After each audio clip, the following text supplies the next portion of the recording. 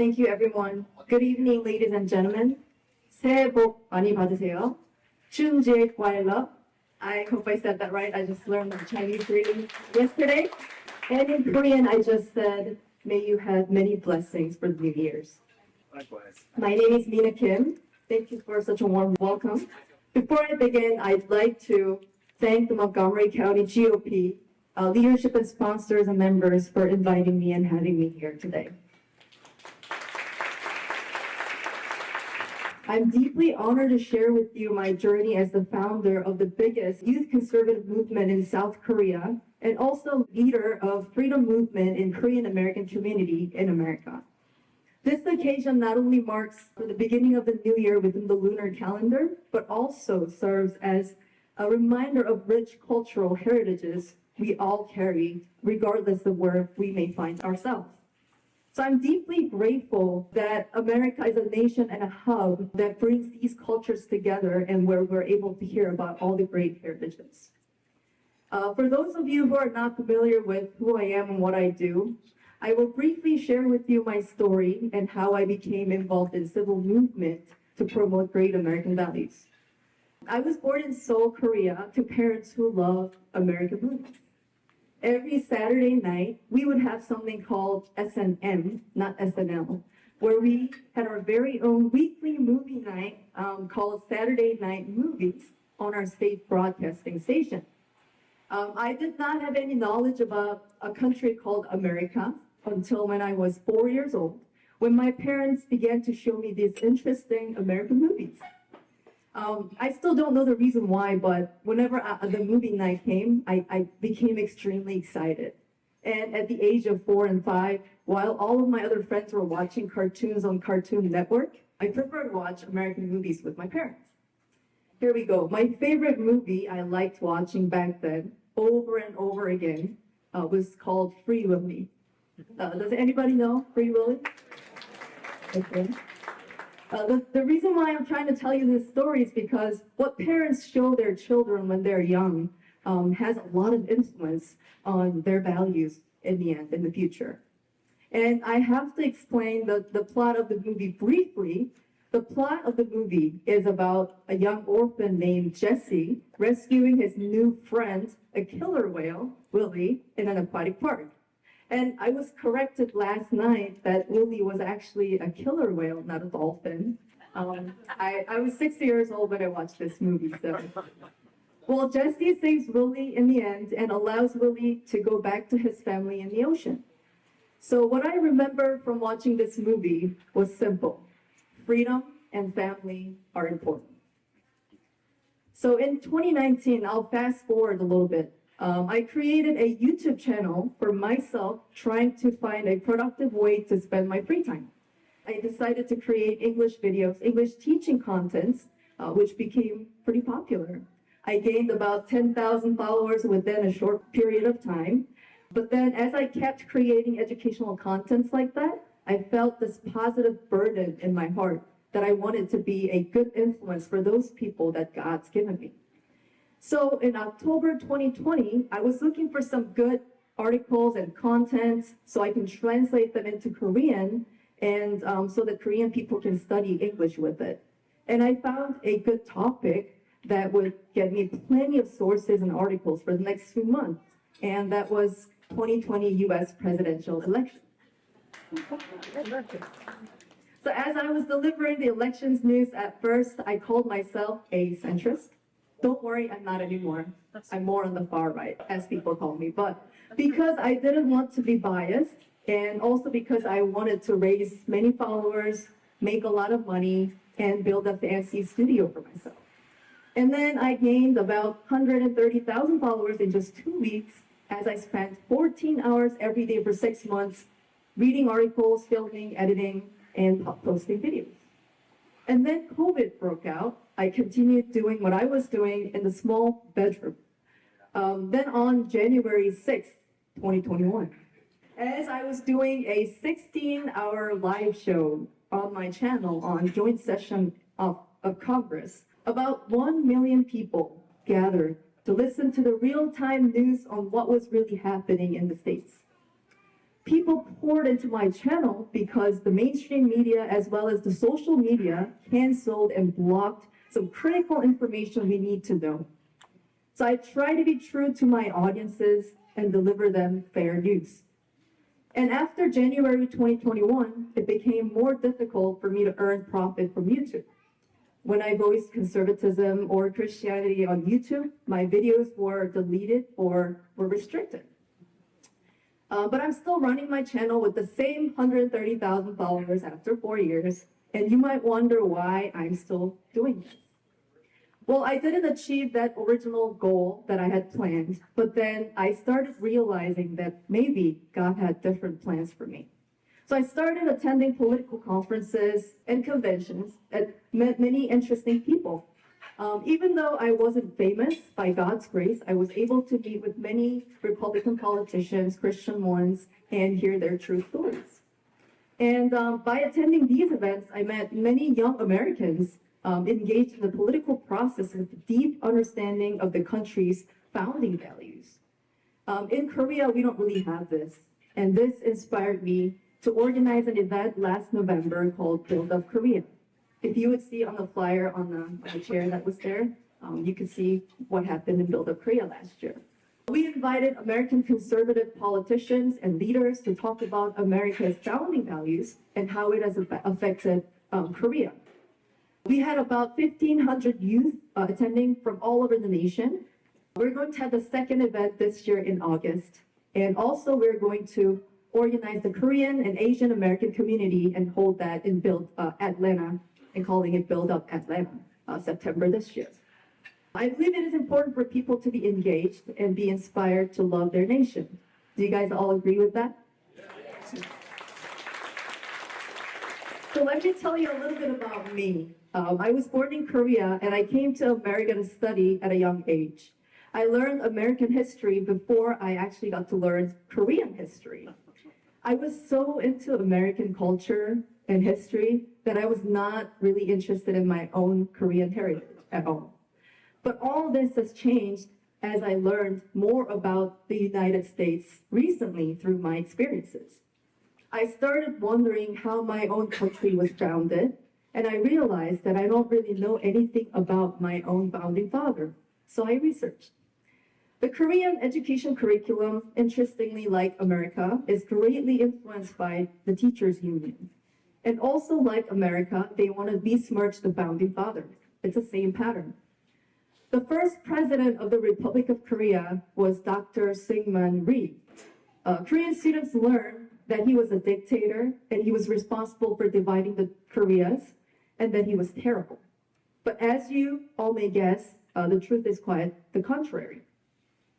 So he studied in the United States during the 1900s and thought deeply that Republic of Korea should become like the United States. He spent time here in the United States and he thought that the United States is the true heaven on earth. And it was very unusual at the time for a Korean person to come to the United States and study because Korea at the time was poorer than countries like Somalia. And he attended George Washington University, Harvard, and Princeton, and he got his PhD there. And then he finished all of his academic process in America in 5 years. Yes, he was smart, but not just smart. You'll hear about him more later. The Republic of Korea went through so many difficulties before it became a free nation. We had to fight against colonialism during the Japanese rule, and then against communism, even after achieving our independence from Japan. Our first president, Syngman Rhee, led our country during that period and successfully fought to ensure that South Korea remained a free country. And this is very interesting because the American Declaration of Independence particularly moved him.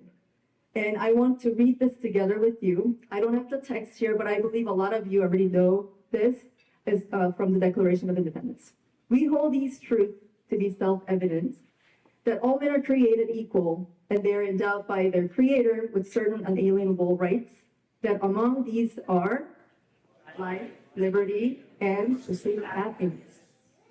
Yes, he wanted to found South Korea with these exact same principles.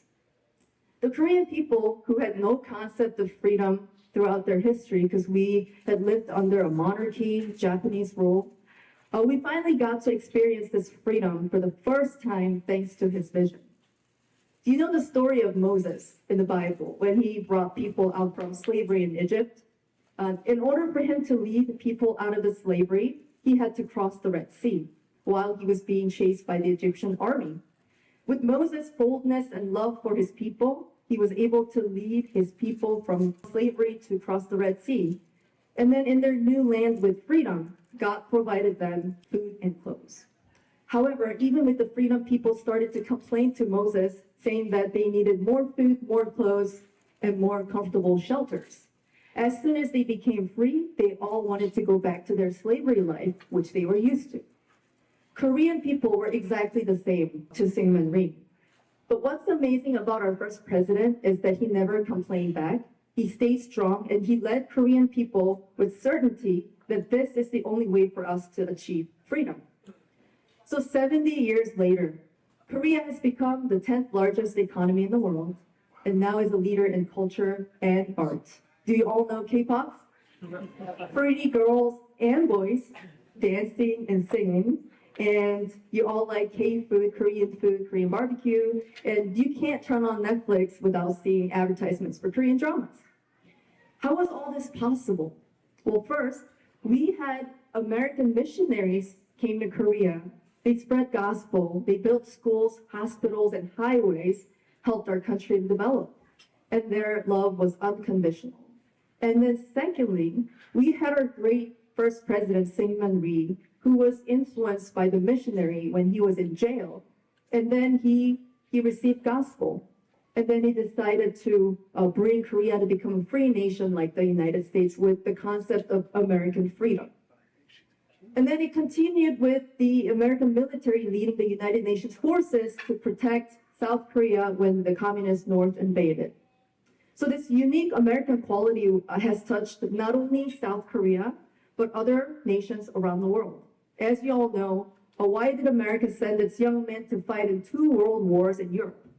And after the Second World War, why was America rebuilding Germany and Western Europe through the Marshall Plan? And then after they vanquished the Japanese, they rebuilt that country as well. And what nation is so benevolent and forgiving towards its former enemies? I believe America had realized its calling from God. Those values which were the foundation for the American character induces this country to get involved when evil is occurring. It is ironic to me that countries often openly criticize the United States for some act or policy, but turn quickly to America to fix their tragedy or bloody conflict. And America is a leader of the free nations, right or wrong, and helps other nations walk towards the path of freedom. And our founding father, Syngman Rhee, was inspired by that America, and he wanted to create a Korea which had the same national character, and he did. We've had bumpy road for over 70 years, but I'm optimistic we're on the right path because we have our greatest ally, America. Korea was one of the poorest nations on earth, now is the second only to the United States in sending out missionaries to the world. Has anybody ever been to, thank you. So has anybody ever been to Korea before here? Wow, surprising. Okay, so if you go to Seoul, there is a landmark called Namsan Tower. It kind of looks like the Space Needle on top of the mountain. And tourists can go there and look down on the city, especially if you look down to the city at night. You would be surprised as to the number of crosses you see lit up on the top of the churches and buildings throughout the whole Seoul. And I don't know if you've ever seen the famous satellite image of the 2 Koreas at night. It has the dark North Korea side and then the brightly lit up South Korean side. And I believe the Judeo-Christian values and democracy that South Korea has adopted from America, that has brought us into the light. And that doesn't mean, of course, that everything is perfect. In societies, there will always be those who want to live by their own values. We know that democracies are fragile. Think about it. Does anybody know how old the United States is going to become this year? Anyone? 248. Yes, that's right. So United States will be 240 years old this year. And it's true, it's the oldest democracy on earth. Congratulations. Let me ask you a question. What existed prior to this experiment in democracy? Emperors, kings, dictators, tyrants, for over 5,000 years. So it is in man's nature to be autocratic and controlling. And so even though the United States for 248 years has been democratic, the country will always be fighting nature's tendency to move towards an autocratic and socialized society. In modern America, I believe that's the left. The Democratic Party believes in big government, open border, seems to be anti-Christian and anti-freedom. And they want to decide what you do, how you should do it, and how you should think. And as I traveled around and contemplated all of this, I realized the important role of America has in this world. America needs to be strong. Outside of America, when people hear America first or make America great again, they think that America is trying to be selfish.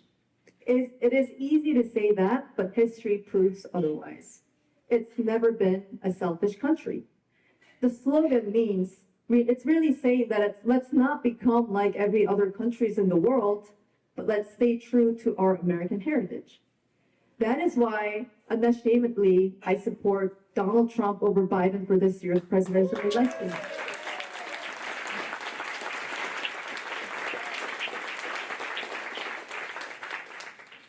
President Trump could seem eccentric at times, according to some people, but he protected the U.S. border, and he kept the U.S. economy strong, and he tried to cherish the Judeo-Christian spirit of America, and he maintained the order and peace around the world with strength.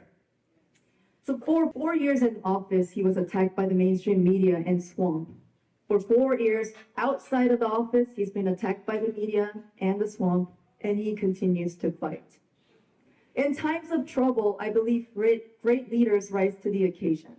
For example, America had George Washington during the Revolution, Abraham Lincoln during the Civil War, Ronald Reagan during the Cold War, and during this cultural war being waged by the left, I think Donald Trump is the leading defense of American values.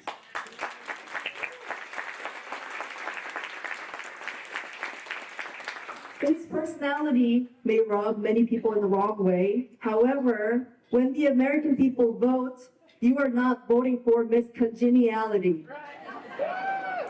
You are voting for somebody who can lead the free world with American values we hold dear.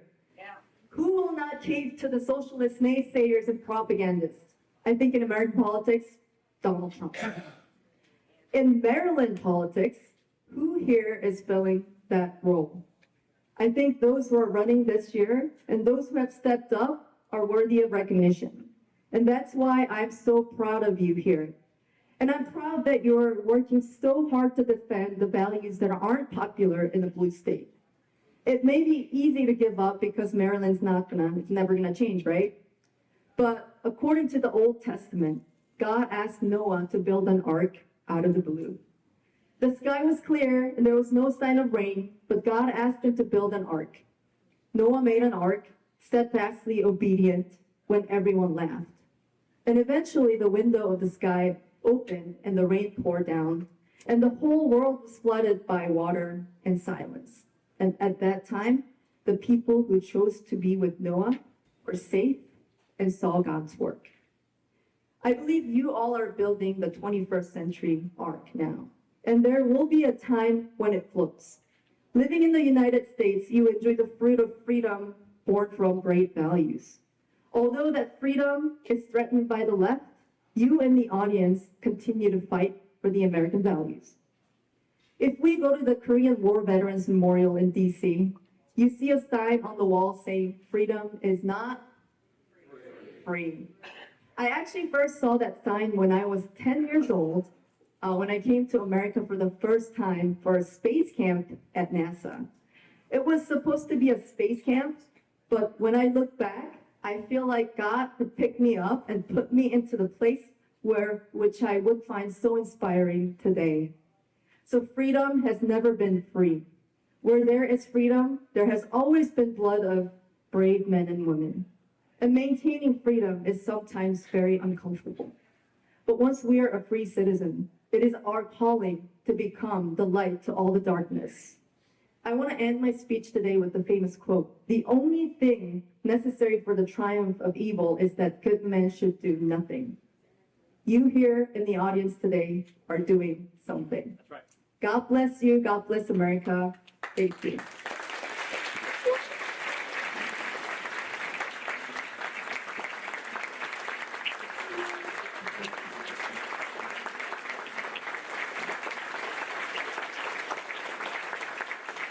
Thank you so much, Jenny. Thank you. Thank you. Thank you. Thank you.